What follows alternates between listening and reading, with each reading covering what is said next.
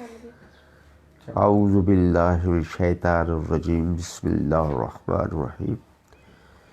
آج ہم 16ویں پارے کی تلاوت کریں گے، جس میں یاجوج ماجوج کا اور ذوالقرنین کا قصہ آئے گا۔ تو میں حافظ حضرت سے کہوں گا کہ وہ 16ویں پارے کی تلاوت کریں۔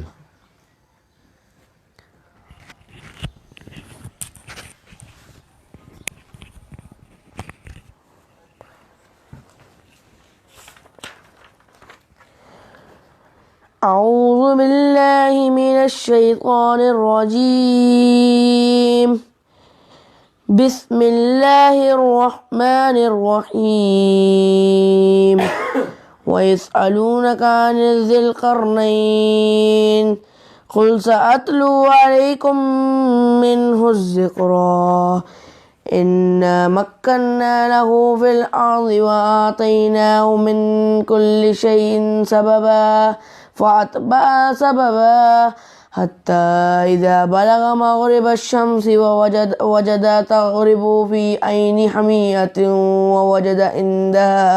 وَوَجَدَ عِندَهَا قَوْمًا قُلْنَا يَا ذَا الْقَرْنَيْنِ إِمَّا أَن تُعَذِّبَ وَإِمَّا أَن تَتَّخِذَ فِيهِمْ حُسْنًا قَالَ أَمَّا مَنْ ظَلَمَ فَسَوْفَ نُعَذِّبُهُ ثُمَّ يُرَدُّ إِلَى رَبِّهِ فَيُعَذِّبُهُ عَذَابًا نُكْرًا وَأَمَّا مَنْ آمَنَ وَعَمِلَ صَالِحًا فَلَهُ جَزَاءً الْحُسْنَى وَسَنَقُولُ لَهُ مِنْ أَمْرِنَا يُسْرًا ثُمَّ أَتْبَعَ سَبَبًا حَتَّى إِذَا بَلَغَ مَطْلِعَ الشَّمْسِ وَجَدَهَا تَطْلُعُ عَلَى قَوْمٍ لَمْ نَجْعَلْ لَهُ من دونها سترا كذلك وقد أحطنا بما لديه خبرا ثم أتبع سببا حتى إذا بلغ بين السدين وجد من دونهما قوما لا يكادون يفقهون قولا قالوا يا ذا القرنين إن يأجوج وماجوج مفسدون في الأرض فهل نجعل لك خرجا على أن تجعل بيننا وبينهم سدا قال ما مكني فيه ربي خير فأعينوني بقوة أجعل بينكم وبينه ردما آتوني زبر الحميد حتى إذا ساوى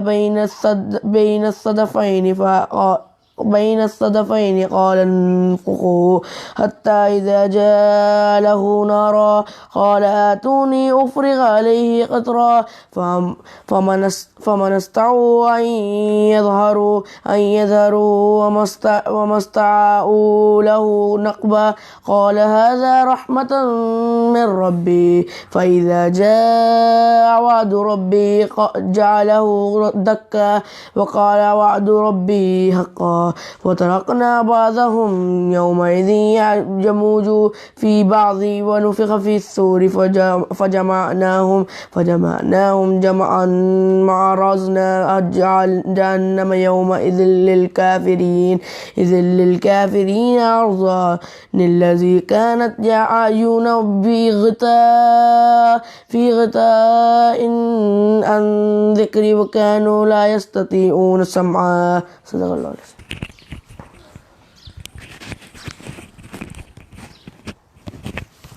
جزاک اللہ خیر۔ اس کا ترجمہ جو ہے وہ ہم کر لیتے ہیں، اس کے بعد اس کی تھوڑی آج سیدھا واقعہ ہے جو کہ میں نے آپ کو کل کہا تھا کہ ذوالقرنین ایک بہت بڑا بادشاہ گزرا ہے، کہ جس کے بارے میں آج انشاءاللہ آج بچوں کو بتایا جائے کہ ذوالقرنین کون تھا اور کس طرح اس نے ایک بہت بڑی ایک حکمرانی کی۔ سب سے پہلے اس کا ترجمہ کر لیتے ہیں۔ وَيَسْأَلُونَكَ عَنِ ذِي الْقَرْنَيْنِ، اور اے محمد صلی اللہ علیہ وسلم، جیسے میں نے آپ کو کل بھی کہا تھا ایک دفعہ پہلے بھی کہ سورہ کہف کے اندر جو یہودی تھے اور عیسائی، ان کے اندر یہ چرچا تھا کہ یہ ان واقعات کو وہ لوگ جانتے تھے، اور مکہ کے اندر جو لوگ تھے وہ ان تینوں واقعات سے بالکل وہ ناواقف تھے، ان کو نہیں معلوم تھا کہ یہ کون سے واقعات ہیں۔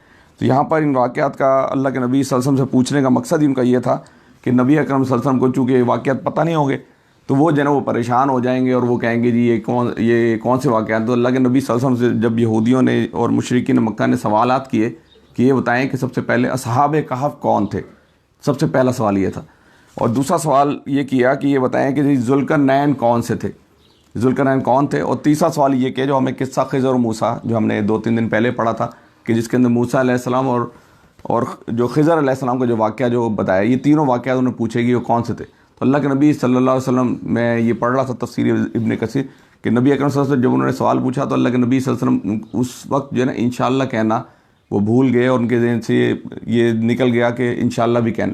تو وہ جناب وہ واقعات جب انہوں نے کہا کہ اللہ کے نبی صلی اللہ علیہ وسلم فرمایا کہ میں کل آپ کو ان واقعات کی حقیقت بتاؤں گا۔ تو وحی کا نزول یہ آتا ہے کہ وحی کا نزول کچھ عرصے تک رک گیا، 10-15 دن یا اس طرح۔ تو اللہ کے نبی بڑے پریشان ہوئے کہ یہ جو ہے نا مجھ سے سوالات پوچھے گئے تھے اور میں بتا نہیں پایا۔ تو پھر اللہ کے نبی نے توبہ کی اور اللہ تعالیٰ سے دعا کی، تو پھر وہ وحی آئی، اور اس کے اندر پھر یہ ڈیٹیل جو ہے نا یہ وحی اللہ کے نبی اکرم صلی اللہ علیہ وسلم کے اوپر آئی کہ جس کے اندر قصہ خضر اور موسیٰ کا واقعہ، ذوالقرنین کا واقعہ، اور یہ تینوں واقعات جو ہے جو ہمیں سورہ کہف جو اصحاب کہف کا واقعہ وہ بتائے گئے تھے۔ تو یہاں پر آج ہم جو پڑھنے لگے ہیں وہ حضرت جو یہودیوں کو جو عروج ملا، جو کہ آپ کو میں پہلے بھی ایک دو یہودی جو تھے ان کو عروج ایک حضرت یوسف علیہ السلام کے سب سے پہلا جو عروج ملا یہودیوں کو حضرت یوسف علیہ السلام کے زمانے میں ملا، جو کہ واقعہ انشاءاللہ جب آگے آئے گا تو اس کو ہم پڑھیں گے۔ دوسرا عروج جو ملا حضرت طالوت اور داؤد اور سلیمان علیہ السلام۔ میں نے آپ کو پہلے ہی بتایا کہ دنیا کے اندر انبیاء کرام کا جو ظہور ہوا وہ بعض اوقات 2-2 3-3 4-4 انبیاء کرام کا ظہور ہے۔ حضرت طالوت علیہ السلام بھی ایک بہت بڑے بادشاہ تھے، ان کے سپہ سالار تھے حضرت داؤد علیہ السلام۔ ان کے سپہ سالار کون تھے؟ حضرت داؤد علیہ السلام۔ اور داؤد علیہ السلام جو سپہ سالار تھے انہوں نے وہ جنگیں جیتتے تھے، تو داؤد علیہ السلام کو انہوں نے حضرت داؤد علیہ السلام جو ہے ان کو اپنی بیٹی دے دی۔ حضرت طالوت جو تھے انہوں نے اپنے داؤد علیہ السلام کو اپنی بیٹی دے دی، اور وہ شادی کے بعد جو بیٹا پیدا ہوا وہ حضرت سلیمان علیہ السلام پیدا ہوا۔ اور سلیمان علیہ السلام نے ایک بہت بڑی حکمرانی کی، جو کہ ہم ابھی 2-4 دن پہلے اس کا قصہ پڑھ چکے ہیں کہ حضرت سلیمان علیہ السلام کی حکمرانی کتنی بڑی تھی۔ وہ پرندوں کی بولیاں جانا کرتے تھے، اور اس کے اوپر جناب وہ چیونٹیوں کا واقعہ، اور وہ پورا واقعہ ہم نے ڈیٹیل سے پڑھ لی۔ تو آج یہ جو واقعہ حضرت ذوالقرنین کا پڑھنے لگے، یہ داؤد علیہ السلام اور سلیمان علیہ السلام کی حکومت جو تھی تک 950 سے 1000 سال کے سے پہلے تھی۔ اس کے بعد یہ حضرت سلیمان علیہ السلام کی جو حکومت تھی یہ بہت زبردست حکومت تھی۔ تو یہودیوں نے اور یہ جو بنی اسرائیل تھے انہوں نے کیا کیا کہ انہوں نے وہ دوبارہ جو حضرت سلیمان علیہ السلام کی جو تعلیمات تھی، جو اللہ تعالیٰ نے تعلیمات دی تھی، اس تعلیمات کو چھوڑ دیا، پس پش ڈال دیا، اور دوبارہ اس سے منحرف ہو گئے، اور آہستہ آہستہ وہ حکومت جو ہے پھر ختم ہو گئی۔ تو یہ جو حکومت ختم ہوئی یہ 587 قبل مسیح کے اندر جو ہے نا یہ دوبارہ جو 587 قبل مسیح کے اندر یہ حکومت جو ہے ختم ہو گئی، اور وہ بنی اسرائیل دوبارہ زوال پذیر ہوئے، اور بخت نصر ایک بادشاہ آیا کہ جس نے جو ہے نا تخت و تاراج اس کو کر دیا، اور بنی اسرائیل کو وہاں سے جو اسرائیلی تھے ان کو وہاں سے فلسطین سے بیت المقدس سے اور عراق سے نکال کے دوسری زمینوں کی طرف دھکیل دیا۔ پھر اس کے بعد یہ جو زوال پذیر ہوئی اس کے بعد جو ہے نا یہ دوبارہ جو عروج ملا، اس کے بعد دوبارہ جو یہ بنی اسرائیلیوں کو دوبارہ بیت المقدس کے اندر یا عراق و شام اور یہ اس کے اندر فلسطین کے اندر دوبارہ آنے کی اجازت دی گئی، وہ ذوالقرنین نے دی۔ ذوالقرنین ایک بہت بڑے بادشاہ گزرے کہ جن کا تذکرہ یہاں، وہ بہت عادل بادشاہ تھے، ان کی خصوصیت کی تھی۔ آج سے تقریباً 25-30 سال پہلے ذوالقرنین یہ شہنشاہ ایران کے اندر ایک بہت بڑا سلطنت گزری ہے۔ ایران یہ اس وقت جو ہے نا یہ جو ہم جو واقعہ پڑھ رہے ہیں اس کے بعد جو ایران ایک امپائر گزرا ہے، بہت بڑی سلطنت گزری کہ جس نے پوری دنیا کو پر رول کیا، ایک بہت گورن کیا ہے۔ تو یہ ان کا واقعہ ہم پڑھنے لگے۔ ذوالقرنین جو ہے انہوں نے جو وہ فتوحات کا سلسلہ شروع کیا، وہ انہوں نے دو ملکوں کو جوڑ کر ایک وہ بنایا، ایک بہت بڑا ملک بنایا کہ جس کو ہم پارس اور میڈیا، اس زمانے میں 2 ممالک تھے کہ ایک پارس تھا ایک میڈیا تھا کہ جن دونوں کو ملا کر ذوالقرنین نے ایک ملک بنایا تھا، اس لیے ان کا نام جو ہے ذوالقرنین بنا، 2 سینگوں والے۔ انہوں نے کیا کیا، 2 ملکوں کو جوڑ کر ایک ملک بنایا، اس ملک کو بنانے کے بعد انہیں 2 سینگ لے کے اپنے تاج کے اندر لگوائے، اس لیے ان کو ذوالقرنین کہا جاتا ہے، 2 سینگوں والا کہا جاتا ہے۔ ان کا لقب جو ہے اس وقت سے 2 سینگوں والا پڑ گیا۔ آج سے تقریباً 30 سال پہلے آج سے تقریباً 30 سال پہلے شہنشاہ ایران نے ایک 2500 سالہ برسی منائی اسی ذوالقرنین کی، جو ذوالقرنین جو بہت بڑے عادل بادشاہ گزرے ہیں اور نیک بادشاہ گزرے ہیں، اور یعنی اللہ تعالیٰ کی توحید کے یعنی وہ اقرار کیا کرتے تھے اور بڑے اچھے بادشاہ تھے. تو ان کی برسی جو ہے شہنشاہ ایران نے آج سے 2500 سال پہلے منائی. ان کا نام جو تھا ذوالقرنین کا اصل جو نام آیا ہے وہ کہ خسرو یا سائرس آیا ہے. کیا نام آیا ہے؟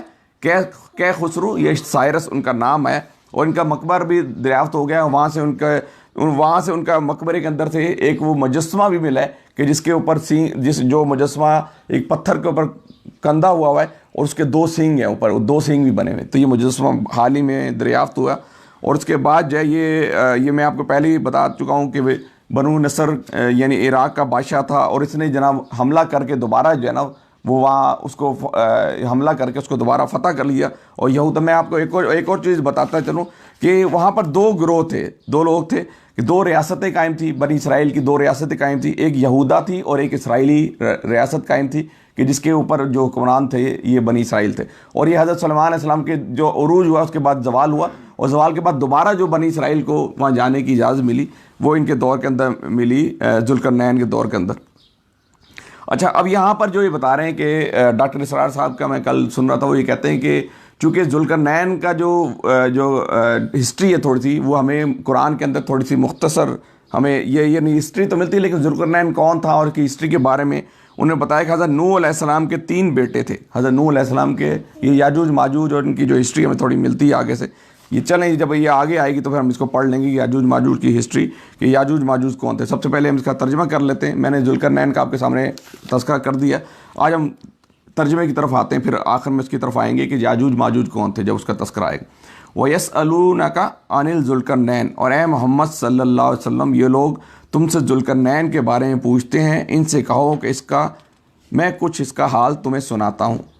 ہم نے اس کو زمین میں اقتدار عطا کیا تھا اور اسے ہر قسم کے اسباب و وسائل بخشے تھے. اس نے پہلے مغرب کی طرف ایک مہم کا سر و سامان کیا، حتیٰ کہ جب وہ غروب آفتاب کی حد تک پہنچ گیا تو اس نے سورج کو ایک کالے پانی میں ڈوبتے دیکھا. تو یہاں وہ بتاتے ہیں کہ سورج کالے پانی میں ڈوب رہا تھا. تو وہ جو علاقہ تھا، یہاں مولانا نے بہت ڈیٹیل سے تذکرہ کیا ہے، وہ کون کاکیشیا کا علاقہ تھا، کون سے علاقے انہوں نے فتح کیے. تو بہرحال ہم اس کو بھی دیکھ لیتے ہیں. یہ جو ذوالقرنین نے جو فتوحات کی بابل کے بعد، جو اس کو ذوالقرنین جو فتوحات کی اس میں سندھ کا علاقہ، موجودہ پاکستان، مصر، لیبیا اور مقدونیہ، کاکیشیا اور خوارزم، یہ ساری کی ساری پوری مہذب دنیا جو ہے وہ ان کے ماتحت تھی. اس وقت ذوالقرنین کے ماتحت تھی. اور انہوں نے ایک اس سے پہلے کہ مغرب کی طرف ایک مہم کی، اور حتیٰ کہ جب وہ غروب آفتاب کی حد تک پہنچ گیا تو اس نے سورج کو ایک کالے پانی میں ڈوبتے ہوئے دیکھا.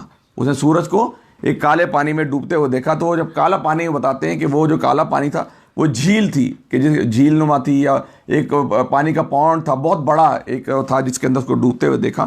وہاں اسے ایک قوم ملی. ہم نے کہا اے ذوالقرنین تو یہ مقدر بھی حاصل ہے کہ ان کو تکلیف پہنچائے، اور یہ بھی کہ ان کے ساتھ نیک رویہ اختیار کریں. اس نے کہا جو ان میں ظلم کرے گا ہم اس کو سزا دیں گے، پھر وہ اپنے رب کی طرف پلٹایا جائے گا اور اسے سخت عذاب دیا جائے گا.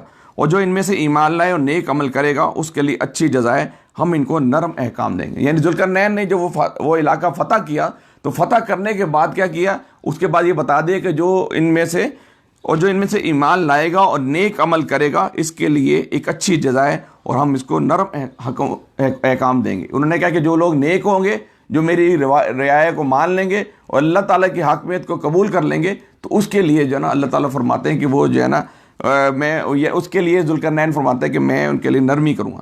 پھر اس سے ایک اور مہم، یہ پہلی مہم کی جو انہوں نے کالے پانی کی طرف کی، ڈوبتے ہوئے دیکھا، یعنی جب غروب آفتاب کی طرف ایک پہلی مہم ذوالقرنین نے. پھر اس نے ایک دوسری مہم تیار کی کہ یہاں تک کہ اس کے طلوع آفتاب کی حد تک جہاں پہنچا، وہاں اس نے دیکھا کہ سورج ایک ایسی قوم پر طلوع ہو رہا ہے کہ جس کے لیے دھوپ سے بچنے کا کوئی سامان نہیں. ہم نے سامان نہیں کیا. پھر یہ حال تھا ان کا، اور ذوالقرنین کے پاس جو کچھ تھا اسے ہم جانتے تھے. ذوالقرنین نے ایک تو مہم کی مغرب کی طرف کہ جہاں جا کر وہ کالے پانی میں سورج کو غروب ہوتے دیکھا. اس کے بعد ایک دوسری مہم شروع کی جو کہ طلوع آفتاب. پہلے مغرب کی طرف گئے, پوری فتوحات کرتے چلے گئے اور پورا علاقہ فتح کر لیا. اس کے بعد اب مشرق کی طرف جہاں سورج ابھر رہا ہے وہاں کی طرف چلنا شروع کر دیا اور فتوحات کرنے شروع کر دی. ایک ایسی قوم کے اوپر ان کا گزر ہوا, ایک ایسی قوم پہ پہنچے کہ جہاں سورج طلوع نہیں ہوتا, کوئی چیز سورج جو ہے نا وہاں سامنے نہیں آتی تھی. اس کے بعد پھر ہم نے ایک اور مہم کا سامان کیا. یہ دو مہمات کر لی ذوالقرنین نے کہ پہلے مغرب تک فتوحات کرتے چلے گئے اور مغرب جہاں جا کے پانی اینڈ ہو جاتا ہے, جہاں سورج غروب ہوتا ہے وہاں پہنچ گئے, وہاں تک فتوحات کر لی. اب دوبارہ ایک دوسری مہم کی کہ جس کے اندر مشرق کی طرف چلتے چلے گئے جہاں سورج طلوع ہو رہا تھا وہاں تک انہوں نے فتوحات کر لی. پھر اس نے ایک اور مہم کا سامان کیا, یہاں تک کہ وہ جب دو پہاڑوں کے درمیان, اب یہاں سے یاجوج ماجوج کا تذکرہ جو ہے وہ شروع ہو رہا ہے. پھر اس نے ایک اور مہم کا سامان کیا, یہاں تک کہ جب وہ دو پہاڑوں کے درمیان پہنچا تو اس نے ان کے پاس ایک قوم ملی جو مشکل ہی سے کچھ بات سمجھتی تھی. ایک ایسی قوم, ایک جاہل قوم کی طرف جناب وہ ایک پہنچ گئے کہ جہاں جو بالکل کچھ نہیں سمجھتی تھی. ان لوگوں نے کہا کہ اے ذوالقرنین, اب وہ ایسی قوم کے پہنچا جو کچھ نہیں سمجھتی تھی. انہوں نے کہا کہ بھائی, ان لوگوں نے کہا اے ذوالقرنین, یاجوج و ماجوج اس زمین پر فساد پھیلاتے ہیں, تو کیا ہم تجھے کوئی ٹیکس اس کام کے لیے دیں کہ تو ہمارے ان کے درمیان ایک بند تعمیر کر دے. تو یہ انہوں نے یہ زبردست انہوں نے لکھا ہے کہ یہ جو ڈاکٹر اسرار صاحب یہ کہتے ہیں کہ وہ جو ایک پہاڑی سلسلہ ہے کہ جہاں بہت بڑا ایک پہاڑی سلسلہ انہوں نے بتایا کہ وہ چلتا ہے کہ جس کے اندر درے تھے, مختلف درے تھے, اور دروں کے اس سائڈ پہ ایک قوم تھی جو کہ یاجوج ماجوج کی قوم ہے, جو کہ آج کل انہوں نے بتایا کہ یہ جو یاجوج ماجوج کی جو قوم تھی وہ یہ بتاتے ہیں کہ حضرت نوح علیہ السلام کے 3 بیٹے تھے یاجوج ماجوج کی. انہوں نے کہا کہ ہمیں اسرائیلی روایات سے ان کی ڈیٹیل ملتی ہے کہ یاجوج ماجوج کی قوم کیا تھی اور کس طریقے سے وہ آئی. اس میں ہمیں قرآن میں کوئی ڈیٹیل نہیں ملتی اور نبی مہربان صلی اللہ علیہ وسلم سے بھی اس کی ہمیں آگے ڈیٹیل نہیں ملتی ہے. لیکن بتایا کہ ہمیں جو اس کی ہسٹری تھوڑی سی جو ملتی ہے وہ اسرائیلی روایات سے ملتی ہے کہ جس کے اندر بتاتے ہیں کہ یاجوج ماجوج دراصل حضرت نوح علیہ السلام کے 3 بیٹے تھے, سام, حام اور یافس. 3 بیٹے تھے حضرت نوح علیہ السلام کے 3 بیٹے تھے, شام, حام اور یافس. اور جو سام تھے ان کو یہ تو بڑے فیملرائز ہیں, اور ان سے ابراہیم علیہ السلام, حضرت قوم عاد, قوم سمود جو ہے, یہ قومیں جو ہیں یہ ان کے نسلوں سے چلی ہے. سام کی نسل سے قوم عاد, قوم سمود اور حضرت ابراہیم علیہ السلام کی نسل چلی. اور اس کے علاوہ جو یافس جو بیٹے تھے, تیسرے بیٹے تھے, ان سے وہ بتاتے ہیں کہ روس, ان کی جو نسلیں آباد ہوئی وہ روس کے اندر آباد ہوئی, چین کے اندر آباد ہوئی اور صحرائے گوبی کے اندر آباد ہوئی. اور انہی کی نسلوں سے, یافس کی نسلوں سے جو ہے یاجوج و ماجوج جو ہے یہ قبیلے بھی آگے سے نکلے. تو یہ یاجوج ماجوج جو قبیلے تھے یہ بڑے یعنی ظلم و جبر کیا کرتے تھے اور لوٹ مار کیا کرتے تھے. تو یہ جس قوم پہ ذوالقرنین پہنچے تو انہوں نے کہا اے ذوالقرنین, یاجوج اور ماجوج اس زمین پہ فساد پھیلاتے ہیں, تو کیا ہم تجھے کوئی ٹیکس اس کام کے لے دیں کہ تو ہمارے ان کے درمیان ایک بند تعمیر کر دے. وہ یہ بتاتے ہیں, مولانا مودودی نے بھی لکھا ہے کہ یہ جو قوم تھی وہ نہیں جانتی تھی, بولی بھی نہیں جانتی, بالکل جاہل اجڑ قوم تھی یہ جس قوم پہ ذوالقرنین پہنچے تھے. تو انہوں نے کسی طرح اشارے کنارے سے یا کسی طریقے سے یہ بات جو ہے نا ذوالقرنین تو پہنچا دی. تو ذوالقرنین کے دائراز کیا تھے, ذوالقرنین نے آگے کیا کہا, آئیے ہم دیکھتے ہیں. اس نے کہا جو کچھ میرے رب نے مجھے دے رکھا ہے وہ بہت ہے, تم بس محنت سے میری مدد کرو, میں تمہارے اور ان کے درمیان بند بنائے دیتا ہوں, میں تمہارے اور ان کے درمیان بند بنائے دیتا ہوں, مجھے لوہے کی چادریں لا کر دے دو. آخر میں جب دونوں پہاڑوں کے درمیانی خلا کو اس نے پاٹ دیا تو لوگوں نے کہا اب آگ دہکاؤ. یعنی وہ جو درے تھے کہ جن سے وہ یاجوج ماجوج کی قومیں آتی تھی اور آ کر دوبارہ ان کو حملہ کر کے, لوٹ مار کر کے, قتل غارت کر کے, گالی کر کے چلی جائی کرتی تھی. تو انہوں نے اب یہ کہا کہ مجھے کسی چیز کی, ذوالقرنین نے کہا مجھے کسی چیز کی کوئی ضرورت نہیں ہے, مجھے لوہے کی چادریں لا کے دے دو. آخر جب دونوں پہاڑوں کے درمیان خلا کو اس نے پاٹ دیا تو لوگوں سے کہا کہ اب آگ دہکاؤ. حتیٰ کہ جب یہ آہنی دیوار بالکل آگ کی طرح سرخ ہو گئی تو اس نے کہا لاؤ اب میں اس میں پگھلا ہوا تانبا ڈھیلوں گا. یعنی حضرت ذوالقرنین کے ساتھ بہت ساری فورسز تھیں, انہوں نے کہا مجھے کچھ نہیں چاہیے, بس مجھے تانبا لا دو, لوہا لا دو, جس کو پگھلا کے میں یہ اس کی دیوار, انہوں نے پہلے دیوار بنا دی. ٹھیک ہے, یہ بند ایسا تھا کہ یاجوج ماجوج اس پر چڑھ کر بھائی نہ آ سکتے تھے اور اس پہ نقب لگانا ان کے لیے اور بھی مشکل تھا. ٹھیک ہے, پھر ذوالقرنین کہتے ہیں کہ یہ میرے رب کی رحمت ہے, مگر جب میرے رب کا وعدہ آئے گا تو وہ اس کو پیوند خاک کر دے گا اور میرے رب کا وعدہ برحق ہے.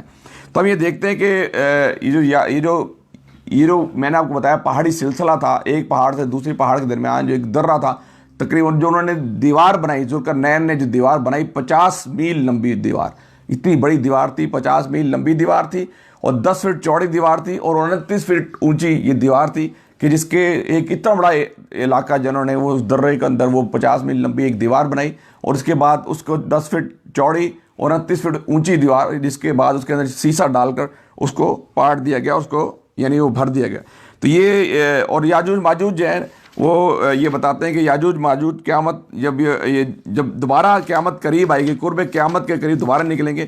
ایک دفعہ جو ہے وہ بتاتے ہیں کہ ایک دفعہ جب یعنی دنیا کے اندر یہ جو حضرت عیسیٰ علیہ السلام کا ظہور ہوگا، قرب قیامت کے قریب حضرت عیسیٰ علیہ السلام کا ظہور ہوگا، تو دوبارہ جو ہے نا دجال کے ساتھ مقابلہ ہوگا جس کے اندر جو ہے یہودی اور عیسائی شکست کھا جائیں گے اور مسلمان جو ہے وہ دوبارہ اس دنیا کے اوپر غالب ہو جائیں گے۔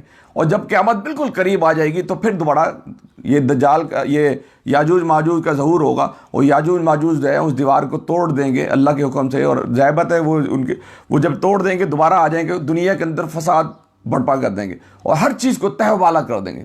پوری دنیا اس وقت جو ہے نا ان کے شر سے بچ نہ سکے گی، یہاں تک کہ میں ایک جگہ پڑھ رہا تھا کہ وہ دریاؤں سے گزریں گے تو دریاؤں کو چاٹ جائیں گے، پی جائیں گے، خشک کر جائیں گے، اور خشک کرنے کے بعد ساروں کو قتل غارت کرتے کرتے کرتے کرتے آخر میں جو ہے نا وہ آ کر اللہ تعالیٰ کی طرف جو ہے نا وہ کہیں گے کہ ہم نے اس دنیا کو مسخر کر لیا۔ اس کے بعد تیر اٹھائیں گے اور آسمان کی طرف ماریں گے اور کہیں گے کہ آج جو ہے نا ہم اس رب سے ہم تیرے رب سے مقابلہ کریں گے، دیکھتے ہیں کہ وہ تیر جو اللہ کے حکم سے جب اوپر جائیں گے تو خون آلود ہو کے نیچے آئیں گے، جب خون آلود ہو کے نیچے آئیں گے تو کہیں گے آج ہم نے اس تیرے اللہ کو بھی ختم کر دیا۔ تو اس کے بعد کیا ہوگا، وہ میں ایک جگہ پڑھ رہا تھا کہ یہ ارتھ وارم ہوتا ہے نا، کیڑا چھوٹا جس کے گڈویا بھی کہتے ہیں کہ جس کے ذریعے مچھلی پکڑتے ہیں، اس طرح کے چھوٹا سا کیڑا جو ہے وہ ان کے جسموں کو لگ جائے گا اور وہ جسم وہ جو شکست دے گا۔ آج ہم دیکھتے ہیں کہ کرونا وائرس کہ جو مائکرو آرگنزم ہے جو کہ نظر نہیں آتا، آنکھوں سے دیکھ نہیں سکتے، ٹیلیسکوپ سے دیکھ سکتے ہیں، تو اس کے وہ یعنی مائکروسکوپ سے دیکھ سکتے ہیں، وہ اس کیڑے نے پوری دنیا کو اس وقت پریشانی کے اندر مبتلا کر رکھا ہے۔ یہ عالمی وبا کے نتیجے کے اندر ایک بہت سارے لوگ جو ہیں پریشانی کے اندر مبتلا ہیں۔ تو اس وقت بھی جو یہ یاجوج ماجوج ایک بہت بڑی یہ جو قوم جو آخر میں قرب قیامت میں نکلے گی اور وہ پوری دنیا کو تہہ و بالا کر دے گی، اس کے بعد اللہ سے مقابلہ کرنے کی کوشش کرے گی، لیکن ایک چھوٹے سے حقیر یعنی اللہ تعالیٰ کہتا ہے کہ میں قادر مطلق ہوں، میں جو کچھ کرنا چاہوں کر سکتا ہوں۔ ایک چھوٹے سے کیڑے کے ذریعے اللہ تعالیٰ ان کو شکست دے گا اور وہ کیڑا جو ہے ان کو پورے جسم کو گلا دے گا اور وہ پورے کے پورے جو یاجوج ماجوج کی جو قومیں وہ قومیں ختم ہو جائیں گی، اس کے بعد دنیا لپیٹ کے ختم کر دی جائے گی اور سور پھونکا جائے گا۔ تو یہاں پر یہی بتایا جا رہا ہے۔ آگے ہم یہ دیکھتے ہیں، یہ بتاتے ہیں یہ میرے رب کی رحمت ہے۔ ذوالقرنین یہ کہتے ہیں کہ یہ میرے رب کی رحمت ہے، مگر جب میرے رب کا وعدہ آ جائے گا تو وہ اس کو پیوند خاک کر دے گا اور میرے رب کا وعدہ برحق ہے۔ اور اس روز ہم لوگوں کو چھوڑ دیں گے سمندروں کی موجوں کی طرح، ایک دوسرے سے گتھم گتھا ہو جائیں گے۔ یعنی لوگ جو ہے نا وہ یاجوج ماجوج کو بتایا جا رہا ہے، یہاں کے واقعہ ختم ہوتا ہے کہ اللہ تعالیٰ اس یاجوج ماجوج کو چھوڑ دیں گے اور وہ لوگوں کے اندر گتھم گتھا ہو جائیں گے، تہہ و بالا کر دیں گے، ہر بندے کو قتل کر دیں گے، سمندروں کو اور جناب دریاؤں کو پی جائیں گے۔ اتنے وحشی قسم کے لوگ ہوں گے اور ان کی شکل و صورت کیسی ہوگی، کیا ہوگا، اس کے اندر ڈیٹیل ہمیں نہیں ملتی۔ تو یہ یاجوج ماجوج کی قوم دیکھیں کتنی بڑی ظالم قوم ہے کہ جس کے باعث دنیا کو لپیٹ دیا جائے گا۔ تو آج ہم نے یہ الحمدللہ ذوالقرنین کا واقعہ آپ کو سنا دیا کہ جس کے اندر میں ایک دفعہ پھر ترجمہ کر لیتا ہوں، پھر اس کو وائنڈ اپ کرتے ہیں۔ ابو سے کہوں گا اس کو 1-2 منٹ میں اس کو کر دیں۔ وَيَسْأَلُونَكَ عَنِ الذِّلْقَرْنَيْنِ، اور اے محمد صلی اللہ علیہ وسلم یہ لوگ تم سے ذوالقرنین کے بارے میں پوچھتے ہیں، ان سے کہو میں اس کا کچھ حال سناتا ہوں۔ ہم نے ان کو زمین میں اقتدار عطا کر رکھا تھا اور ہر قسم کے اسباب و وسائل بخشے تھے۔ اس نے پہلے مغرب کی طرف ایک مہم کا سامان کیا، حتیٰ کہ وہ غروب آفتاب کی حد تک پہنچ گیا تو اس نے سورج کو ایک کالے پانی میں ڈوبتے ہوئے دیکھا، تو وہاں اسے ایک قوم ملی جس ہم نے اے ذوالقرنین تجھے یہ مقدرت بھی حاصل ہے کہ اس کو تکلیف پہنچائے۔ یعنی وہ ذوالقرنین کو بتایا جا رہا ہے کہ تو یہ قدرت حاصل تھی کہ تو چاہتا تھا کہ نقصان پہنچا سکتا تھا، لیکن انہوں نے نہیں پہنچایا، ان کو تکلیف پہنچائے، اور یہ بھی کہ ان کے ساتھ نیک رویہ اختیار کرے۔ اس نے کہا جو ان میں سے ظلم کرے گا ہم اس کو سزا دیں گے، پھر وہ اپنے رب کی طرف پلٹایا جائے گا اور وہ اسے زیادہ سخت عذاب دے گا، اور جو ان میں سے ایمان لائے گا نیک عمل کرے گا اس کے لیے اچھی جزا ہے اور ہم اس کو نرم احکام دیں گے۔ پھر اس نے ایک دوسری مہم کی تیاری کی، یہاں تک کہ طلوع آفتاب کی طرف پہنچ گیا، طلوع آفتاب کی طرف حد تک جا پہنچا، وہاں اس نے دیکھا کہ سورج ایک ایسی قوم پر طلوع ہو رہا ہے کہ جس کے لیے دھوپ سے بچنے کا کوئی سامان ہم نے نہیں کیا. یہ حال تھا ان کا. اور ذوالقرنین کے پاس جو کچھ تھا اسے ہم جانتے تھے. اللہ تعالیٰ کہہ رہے ہیں جو ذوالقرنین کے پاس تھا اسے ہم جانتے تھے. پھر اس نے ایک مہم کا سامان کیا، یہاں تک کہ جب وہ دو پہاڑوں کے درمیان پہنچا تو اسے ان کے پاس ایک قوم ملی جو مشکل ہی سے کوئی بات سمجھتی تھی. ان لوگوں نے کہا اے ذوالقرنین، یاجوج اور ماجوج اس زمین میں فساد پھیلاتے ہیں، تو کیا ہم تجھے کوئی ٹیکس اس کام کے لیے دیں کہ تو ہمارے اور ان کے درمیان ایک بند تعمیر کر دے. اس نے کہا جو کچھ میرے رب نے مجھے دے رکھا ہے وہ بہت ہے، تم بس محنت سے میری مدد کرو، میں تمہارے اور ان کے درمیان بند بنائے دیتا ہوں. مجھے لوہے کی چادریں لا دو. جب دونوں پہاڑوں کے درمیان خلا کو اس نے پاٹ دیا تو لوگوں سے کہا اب آگ دہکاؤ، حتیٰ کہ جب یہ آہنی دیوار بالکل آگ کی طرح سرخ ہو گئی تو اس نے کہا لاؤ اب میں اس کو پگھلاتا ہوا تانبا اونڈیل دوں گا. یہ بند ایسا تھا کہ یاجوج ماجوج اس پر چڑھ کر بھی نہ آ سکتے تھے اور اس میں نقب لگانا ان کے لیے اور بھی مشکل تھا. ذوالقرنین نے کہا یہ میرے رب کی رحمت ہے، مگر جب میرے رب کا وعدہ آئے گا تو وہ اس کو پیوند خاک کر دے گا، اور میرا رب کا وعدہ برحق ہے. اور اس روز ہم لوگوں کو چھوڑ دیں گے سمندروں کی موجوں کی طرح. یہ یاجوج ماجوج کے لیے کہہ رہا ہے کہ اس دن کیا ہوگا کہ اس روز ہم چھوڑ دیں گے سمندروں کی موجوں کی طرح، ایک دوسرے سے گتھم گتھا ہو جائیں گے. اور اگلی صورت اس کا حصہ تو نہیں لیکن پڑھ دیتا ہوں اس کا ترجمہ. اور سور پھونکا جائے گا اور ہم سب انسانوں کو ایک ساتھ جمع کریں گے، اور وہ دن ہوگا جب ہم جہنم کو کافروں کے سامنے لائیں گے، اور ان کافروں کے سامنے جو میری نصیحت کی طرف سے اندھے بہرے بنے ہوئے تھے اور کچھ سننے کے لیے تیار نہیں تھے. یہ کافروں کو اللہ تعالیٰ وارن کر رہا ہے، ایک دھمکی دے رہا ہے کہ تم بھی جو آج نبی کو تنگ کر رہے ہو، تم بھی جو آج یہ سازشیں کر رہے ہو، تم بھی جو مسلمانوں کو درپے کر رہے ہو. یہ میں نے آپ کو بتایا تھا سورہ کہف اس وقت نازل ہوئی تھی جب مسلمان جو ہے سخت پریشانی کے شکار ہیں، اور مسلمان جو ہے حبشہ کی طرف ہجرت کرنے کے لیے تیار ہیں. اللہ کے نبی کا آرڈر کا بس انتظار کر رہے ہیں کہ اللہ کے نبی. اتنی آزمائشیں آ چکی ہیں، حضرت بلال حبشی کے اوپر آزمائش کی جا رہی ہے، بے شمار صحابہ کے اوپر آزمائشیں آ رہی ہیں، ان کو تپتی ریت پہ لٹایا جا رہا ہے، ان کو احد ان کے منہ سے نکل رہا ہے. یعنی ظلم کی ایک انتہا کر دی تھی. اور اللہ کے نبی کے بس وہ آرڈر کر رہے تھے کہ اللہ کے نبی اللہ کی مدد کب آئے گی. تو اللہ تعالیٰ کے نبی نے کہا کہ جاؤ تم جو ہے نا حبشہ کی طرف ہجرت کر لو. یہ اس ہجرت سے کچھ قبل جو ہے نا یہ صورت نازل کی گئی تھی کہ جس کے اندر اصحاب کہف، قصہ خضر و موسیٰ اور یہ ذوالقرنین کا تذکرہ تھا. اللہ تعالیٰ سے دعا ہے کہ اللہ تعالیٰ مجھے اور آپ کو ان باتوں پہ عمل کرنے کی توفیق عطا فرمائے. اقول قولی ھذا استغفر اللہ لی ولکم ولسائر المسلمین. یہ ابو اب اس کو تھوڑی سی کنکلوڈ کریں گے، پھر دعا سے ہم اس پروگرام کا اختتام کریں گے. اس قصے میں جو چیز غور طلب ہے وہ 3 باتیں ہیں. ایک تو یہ کہ اقتدار سارا اللہ کے لیے، جس کو چاہے وہ دے دے، مشرق و مغرب دے دے، یہ اس کے ہاتھ میں ہے. تو ذوالقرنین بھی ایک ایسی بادشاہ ہوئے جن کو مشرق و مغرب کی بادشاہی دے دی، لیکن وہ عادل تھے، نیک تھے، اللہ کے ولی تھے، اللہ کے رسول تھے، اللہ کے پیغمبر تھے. نتیجہ کیا ہوا کہ انہوں نے جہاں بھی گئے انہوں نے سچائی کا دامن نہیں چھوڑا. نیکی کے لیے وہ کہتے ہیں نیکی کر کنویں میں ڈال، نیکی کے لیے کوئی صلہ نہیں انہوں نے مانگا. جیسے جو انہوں نے کہا کہ جی آپ بند بنا دیں، تو انہوں نے کہا جب آپ کو ٹیکس والا دینے کے لیے تیار ہے. تو اللہ کے جو ولی ہوتے ہیں نا، اللہ کے وہ نیکی کے لیے کسی سودے کا نہیں کرتے، وہ بلکہ وہ اللہ کی رضا کے لیے کرتے، اللہ کی خوشنودی کے لیے، لوگوں کو فساد کے بچانے کے لیے انہوں نے وہ بات دبانا. تو اس کے سلے میں انہوں نے کہا جب آپ کو ٹیکس دینے کے تیار ہو، انہوں نے کہا نہیں، میں نے تو تم ایک فساد سے بچانا ہے، اور اللہ کے جو حکم ہے کہ انسانوں کو فساد سے بچایا جائے، تو میں تو اس کی حکم کی تابعداری میں یہ بات باندھ رہا ہوں تمہارے لیے، تاکہ تم اس شر سے بچ جاؤ جو مجھے بنانے والے ہیں، جو کرتے ہیں وہ.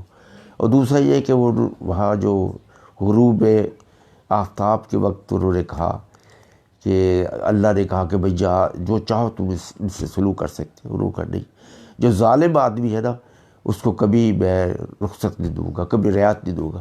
اور جو نیک و پارسا ہے، جو لوگوں کے اندر بہتری پیدا کرنے کے لیے خواہش مند ہے، میں ان کا ساتھ دوں گا، اور وہ انہی کے لیے میرے پاس انعامات ہیں.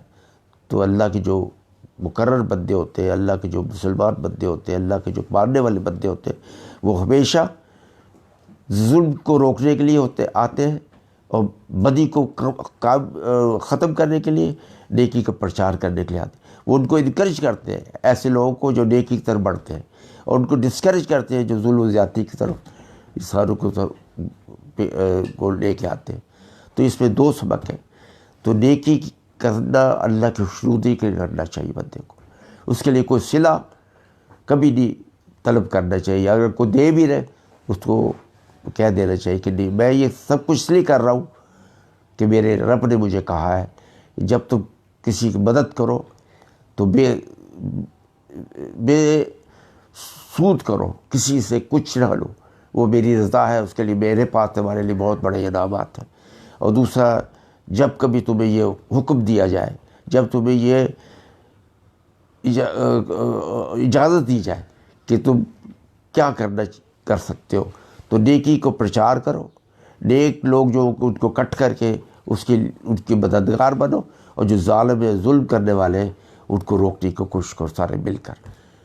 یہ موٹی سی باتیں اس میں بتائی گئی ہے، اور ہماری بھی سبق اس میں یہی ہے کہ ہم لوگ بھی اچھوں کا ساتھ دیں، برائی کو روکنے کی کوشش کریں، اور جب کبھی نیکی کا کام کریں اس میں کوئی صلے کی ہمیں طلب نہ ہو، صلہ اللہ کے ساتھ ہم مانگیں، اس کے پاس بہت بڑی جزا ہے۔ جس کا عمل ہو بے غرض، اس کی جزا کچھ اور ہے۔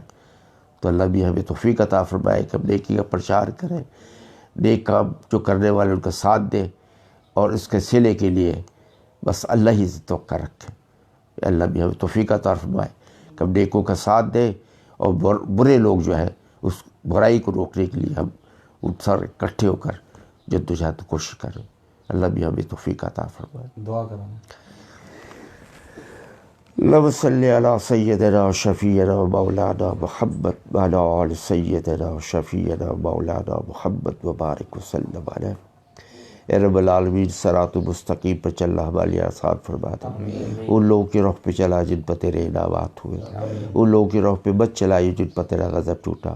اے رب العالمین، قرآن کو سمجھ کر اپنی زندگی اس کے مطابق چلنے کی ہمیں توفیق عطا فرما۔ اے رب العالمین، جب تک زندہ رکھے ایمان و صحت کے ساتھ زندہ کر، جب موت دے ایمان پہ موت دے۔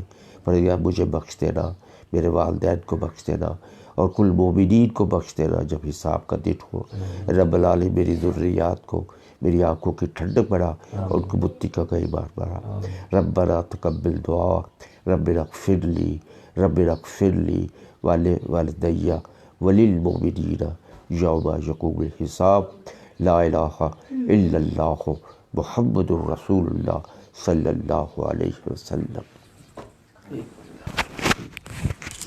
یہ ہم نے اصل میں کل طے کیا تھا کہ ہم یہ سورہ حجرات پہ کوئی مقابلہ کریں گے، تو آج بچے نے تھوڑی ریکویسٹ کی ہے کہ کل آپ اس کو مقابلے کو کر لیجیے گا۔